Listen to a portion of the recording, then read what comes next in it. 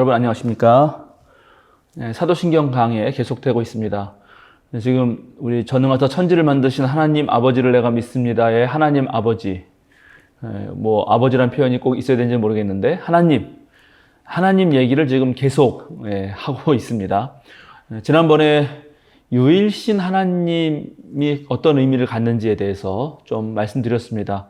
유일신 하나님에 대해서는 한신대학교에서 조직신학을 가르치셨던 김경재 교수님의 이름 없는 하느님이라는 책이 있습니다. 아주 얇은 책인데요. 그 책에서 아주 자세히 설명해 놓으셨고 참 좋은 책입니다. 여러분의 일독을 권합니다. 오늘은 이제 유일신 하나님에 이어서 그냥 유일하신 하나님이 아니라 삼위일체 하나님을 믿는 것입니다. 이렇게 이제 쓰죠. 이거 채자 약자입니다. 몸채자. 여기서 이제 늘 문제가 되는 것이 이 셋과 이 하나의 관계이죠. 네. 그래서 한 번은 저희 친척 형이 50이 훨씬 넘어서 교회를 다니기 시작했는데, 문득 전화를 하더니, 목사 된 거 축하한다면서 삼위일체를 한 3분 만에 설명해 보라고 저한테 그렇게 물은 적이 있어요. 그랬더니 자기가 아무리 생각해도 삼위일체가 뭔 말인지 모르겠다고.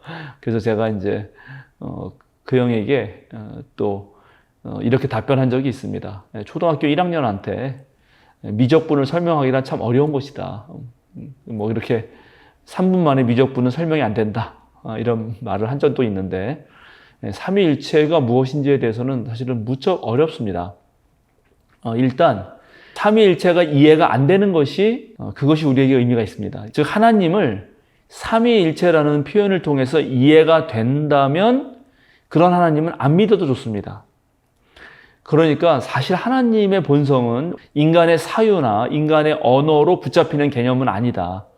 그래서 오히려 셋과 하나가 전혀 다른 것이죠. 이게 같이 붙어 있을 수 없는 것을 하나로 이렇게 묶어서 이해하려고 했던 모순을 그대로 간직해 왔다고 하는 것이 어떤 면에서는 더 중요하다, 이렇게도 말할 수 있습니다. 그래서 이 삼위일체라는 말을 수학적으로나 또는 형식 논리학이라는 게 있는데, 형식 논리학으로 이해할 수 있는 문제는 아닙니다.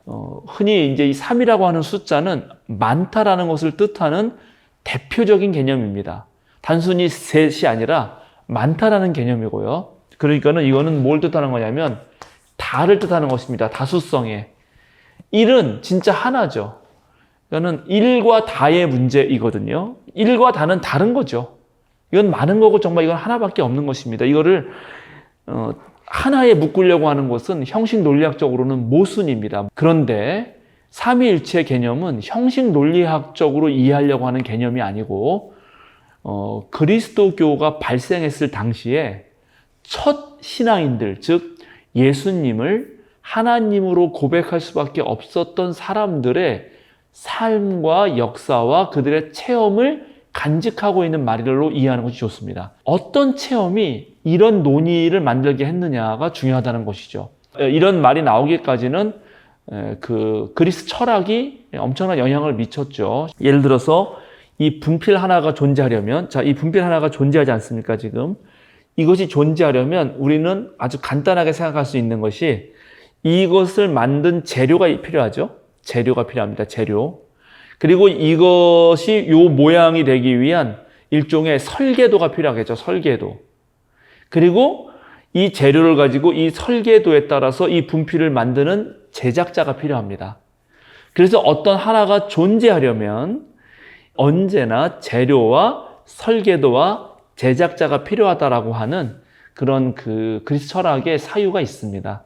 그 사유가 만나서 결국 하나님에 대한 고백도 삼위일체 하나님이라고 하는 그런 표현 양식으로 드러나게 된 것이거든요. 이제 이런 철학의 과정, 자세한 과정은 뭐 시중에 나와 있는 삼위일체를 설명하는 책들에 많이 나와 있으니까 그런 걸 보시면 되고요. 제가 지금 사도신경 강해를 하면서 그런 신학적인 세부적인 논의까지 여러분에게 필요할 것 같지는 않습니다. 그러나 그럼에도 불구하고 이제 삼위일체가 왜 나왔는지, 그리고 초대 교인들이 어떤 체험을 했길래 이렇게 고백했는지에 대해서는 여러분 알아야 될 것 같습니다. 첫 번째, 성서에는 삼위일체라는 말은 없습니다. 그러나 삼위일체까지는 아니지만 이 삼위일체가 나오게 된 어떠한 경험이 반영되는 듯한 말이 나오죠. 가장 우리가 먼저 떠오르는 말씀은 마태복음서에 나오는 말이죠. 마태복음서 맨 마지막 28장에 보면 예수님의 마지막 제자들에게 한 명령 속에서 너희는 아버지와 아들과 성령의 이름으로 세례를 주고, 그러니까 아주 초기 이른 기독교 공동체가 벌써 성부 하나님, 성자 하나님, 성령 하나님 세 분을 동시에 말하고 있다. 그리고 가장 유명한 정식은 우리가 축도 때 사용하는 바로 고린도 후서의 말씀이죠. 예수 그리스도의 은혜와 하나님의 사랑과 그다음에 성령의 친교, 이 세 가지를 말할 때도 하나님, 예수님, 성령님을 한꺼번에 언급하면서 말을 한단 말이죠. 초대 교인들의 그런 신앙 고백 속에서는 세 분 하나님이 동시에 등장하고 있다는 것입니다. 그리고 그 분이 일치한다. 다른 하나님이 아니다. 이 말을 어떻게 표현하냐면 삼위 하나님, 삼위일체 하나님은 구분되지만 분리할 수 없다. 이런 말로 표현하거든요. 구분되지만 분리할 수 없는 그런 하나님으로서 초대 교인들의 마음속에 자리 잡게 되는 것이고, 그건 그들의 신앙 고백 속에서는 별 어려움 없이 받아들이게 되는 그런 체험이 있다고 하는 것, 이게 중요합니다. 그럼 이 체험이 이제 어디서부터 비롯되냐 하면 가장 원초적 체험은 바로 예수님입니다. 사실은 삼위일체 하나님에서 가장 중요한 종교 체험이라고 하는 것은 바로 예수님입니다. 왜냐하면 일단 예수님을 하나님으로 고백했던 사람들이 유대인이었기 때문이거든요. 자, 유대인들은 다신론적 세계 속에서 지난번에 말씀드렸지만 그 중에서 맨 처음에는 자신들을 구원하신 하나님을 만나게 되죠. 그럴 때는 다신 중에 한 분인 단일신, 그리고 만군의 주, 우리를 구원하신 야훼 하나님, 가장 센 신으로서 하나님을 믿게 되죠. 그러나 바벨론 포로 경험을 하고 나서 그 하나님이 많은 신들 중에 한 분이 아니라 오히려 이 세상을 창조하신 진정하게 참된 유일하신 하나님이라는 것을 깨닫게 됩니다. 그리고 다른 신들은 이제 신들의 지위를 잃게 되죠. 그때 당시 천체라든가 그 다음에 어떤 거룩한 현상으로서 그런 것이 투영된 거대한 바위, 나무 이런 것들은 전부 다 우상으로 생각되면서 이제 유일한 하나님 오로지 한 분밖에 안 계시다. 그리고 그 하나님은 전체다. 제가 이렇게 말씀드렸습니다. 그렇게 생각을 했던 유대인들이 이제 하나님의 뜻대로 살아야 하잖아요. 그런데 그 하나님은 전체이기 때문에 인간의 생각으로 한 번에 파악되는 분은 아니죠.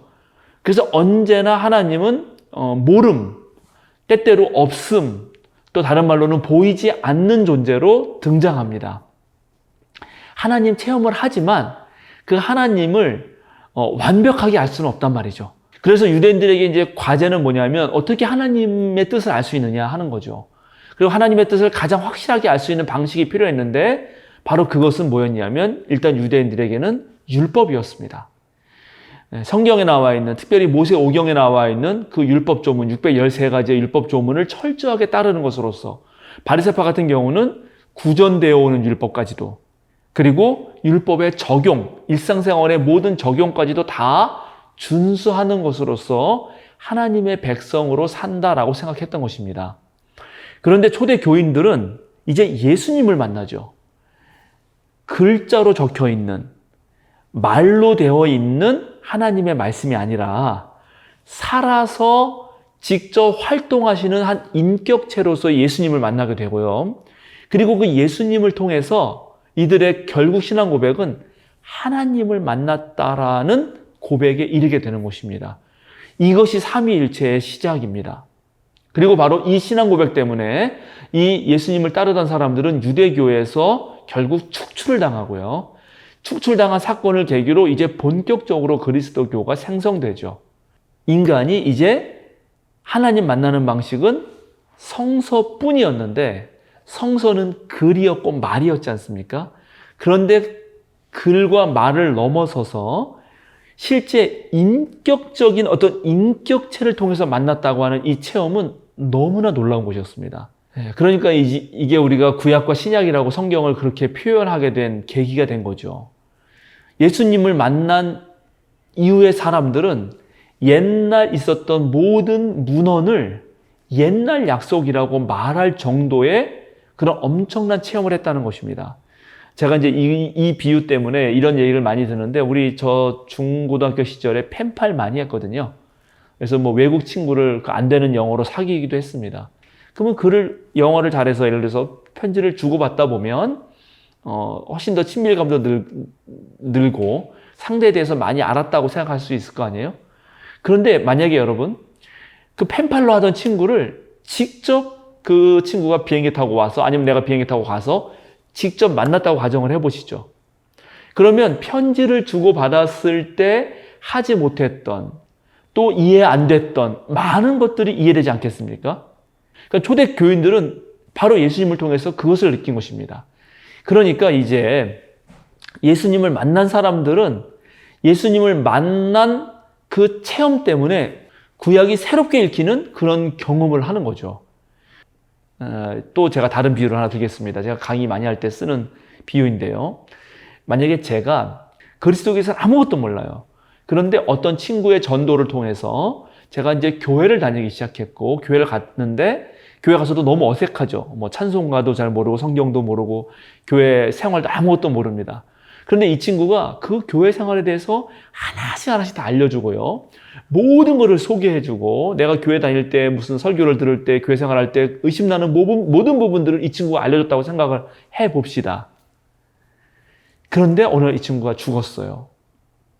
그런데 너무 슬퍼서 울었는데, 그리고 그 다음날 자고 일어났는데 교회도 사라졌어요. 제가 예를 드는 겁니다, 그냥. 자, 그러면 교회도 없어지고 이 친구도 없을 때 저에게서 교회와 이 친구가 분리될 수 있을까요? 분리되기 어렵습니다.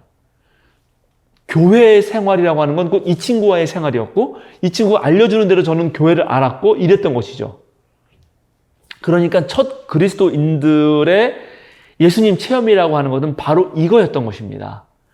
맨 처음에 이들이 예수님을 만났을 때는 그냥 평범한 한 사람이었을 거예요. 뭐 예를 들어서 사마리아 우물가에서 예수님을 만났던 그 여인처럼, 어떻게 유대인 남성이 사마리아인 여자인 저에게 물을 달라고 하십니까? 뭐 이렇게 평범한 유대인 남성으로 보였을 수도 있죠.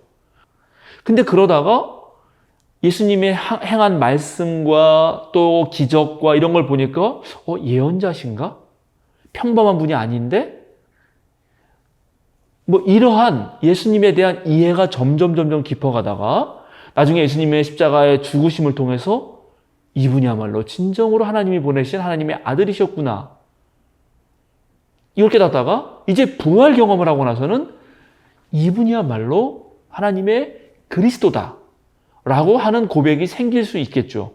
이런 고백이 깊어지면서 결국 첫 그리스도인들의 이제 마음속에, 그들의 심상 속에는 하나님을 얘기할 때 예수님을 얘기하지 않고는 더 이상 얘기할 수 없었다가 되는 것입니다. 이제 눈에 보이지 않는 하나님을 얘기해야 되는데, 그전에는 하나님을 만나는 방식이 성경 말씀이었습니다. 성경 말씀. 그런데 어느 날 이제 예수님을 만나는 거죠. 예수님.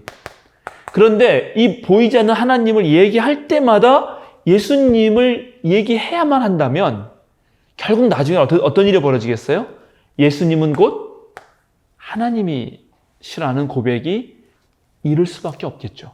그래서 이제 삼위일체 이전에 우리는 이위일체라는, 예수님과 하나님은 분명히 다른데, 하나님은 영적인 분이고 예수님은 인간의 육체를 입고 오신 분이고 직접 눈으로 배웠던 분인데, 그런데 이 신이면서 또 인간이신 예수님이 다른 분인데 결국 이분은 같은 분이고 하나일 수밖에 없다라고 하는 그러한 체험을 이들이 한 것입니다.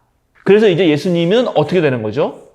예수님을 인간 쪽에서 보면 사람이죠. 그죠? 그리고 예수님도 인간으로서는 하나님에게 기도했고 또 하나님의 뜻을 물었고, 그런데 또 다시 우리 입장에서 보면 예수님은 하나님이라고 말할 수밖에 없는 것이죠. 예수님은 다시 또 하나님일 수밖에 없는 것입니다. 그래서 예수님은 결국 참 인간이시고 참 하나님이시다라고 하는 니케아 콘스탄티노플 신경이 나올 수밖에 없었던 것입니다. 그런데 문제는 동행할 수 없었던 그 이후의 그리스도인들에게 또 하나의 문제가 생기죠. 왜냐하면 이들은 첫 그리스도인들은 예수님은 봤지만 하나님은 못 봤어요. 그런데 2세대, 3세대 넘어가는 그리스도인들은 예수님도 못 보고 하나님도 못 봅니다. 그러나 놀랍게 첫 예수님을 만난 제자들의 증언, 우리도 마찬가지입니다. 첫 제자들과 그 제자들의 증언을 이어받은 사람들이 남겨놓은 성경, 기록, 이런 것들을 통해서 우리는 예수님이 그려지고요. 예수님이 그 사역하셨던 그 어떠한 체험을 나도 느끼게 되고요. 또 그걸 통해서 다시 하나님을 알게 되기 때문에 우리 마음속에서 활동하시고 또 우리가 살아가는 이 삶 속에서, 역사 속에서, 사회 속에서 활동하시는 어떤 하나님의 활동으로서의 또 한 존재, 성령이시죠, 바로. 즉 거룩한 영의 존재를 인정할 수밖에 없게 됩니다. 그래서 결국 우리는 거룩한 성령 안에서 예수 그리스도를 통하여 하나님을 아는 것이죠. 또는 반대로 우리는 예수 안에서 성령을 통하여 하나님을 만나게 되는 것입니다. 그래서 이거를 보존하기 위해서 어떠한 예수님의, 예를 들어서 예수님의 신성이나 인성이 약화되는 것을 기독교 전통은 거부해 왔습니다. 예를 들어서 예수님은 원래 인간이었는데 하나님에게 입양되어서 양자가 되었다. 그런 것도 그리스도 전통은 거부했습니다. 그건 왜냐하면 예수님의 신성을 양화시키죠. 그 다음에 또 원래 하나님 한 분만 계신데 하나님 한 분이 때때로 예수님의 모습으로, 때때로 성령의 모습으로 모양을 바꿔 드러났다. 이걸 양태설이라고 하는데 이거는 예수님의 인간성을 약화시키죠. 동시에 하나님, 성령님, 예수님은 각각 따로따로 신이다. 삼신설이라는 게 있거든요. 그거는 유일하신 하나님을 또 약화시키기 때문에 그것도 거부합니다. 끊임없이 그리스도교는 이 삼위일체를 보존하려고 노력했습니다. 머리로는 이해 안 된다고 해도 그 마음은 이해가 되는 것이죠. 그러면 삼위일체 신학, 삼위일체 하나님이 우리에게 중요한 것은 무엇이냐면 유일신 하나님과 비교해서 유일신 하나님은 전체이시고 창조주이시고 그 어떤 것과도 비교할 수 없는 절대이시기 때문에 인간과 상대할 수 없는 분입니다, 사실은. 그러면 인간과 상대할 수 없다면 그 하나님이 우리에게 무슨 소용인가? 이런 문제가 생길 수 있죠. 그런데 삼위일체 하나님이 갖고 있는 것은 바로 그 절대이신 하나님이 인간을 찾아오셨다는 거죠. 바로 그것이 예수님이 갖는 의미입니다. 그 하나님은 절대이시지만 대를 끊어버리는 분이시지만 그 스스로는 그걸 끊지 않고 인간이 되셔서 인간에게 상대해주고 인간의 고통에 함께 참여하시고 인간을 이끌어주시는 분이라고 하는 그 신앙 고백이 바로 이 삼위일체 하나님의 신앙 고백 안에 담겨 있는 것입니다. 이것이 무척 우리에게 중요한 것이고 그래서 예수님도 하나님께 기도하실 때 하늘에 계신, 이거는 절대를 말하는 거죠. 고대 인간들에게 하늘은 범접할 수 없는 곳이었기 때문에 그렇습니다. 그러나 하늘에 계시지만 그분은 바로 우리 하나님이 됐던 것이죠. 우리 안으로 오셔서 우리와 함께 늘 동행하시는 임마누엘의 하나님이 될 수 있다는 고백이 이 삼위일체 하나님의 고백에 있습니다. 또 삼위일체라고 하는 이 하나님의 그 본성에 대한 이 고백이 주는 우리에게 매우 중요한 그 오늘날 시사점은 이 셋은 구분되면서도 분리되지 않는다는 것입니다. 이 말은 무슨 말이냐 하면 오늘날 공동체주의가요. 우리 함께 살아가야 되거든요. 근데 함께 살아간다고 그럴 때 너무나 개인을 무시하는 일이 생겨요. 집단주의가 되고 전체주의가 되죠.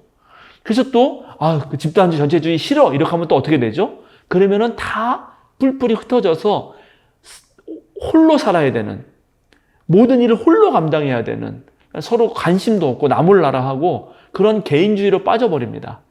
그러나 삼위일체적 방식, 하나님이 존재하시는 삼위일체적 방식은 공동체이면서도 개인의 어떤 특성이 사라지지 않는 방식을 잘 간직한다는 거죠.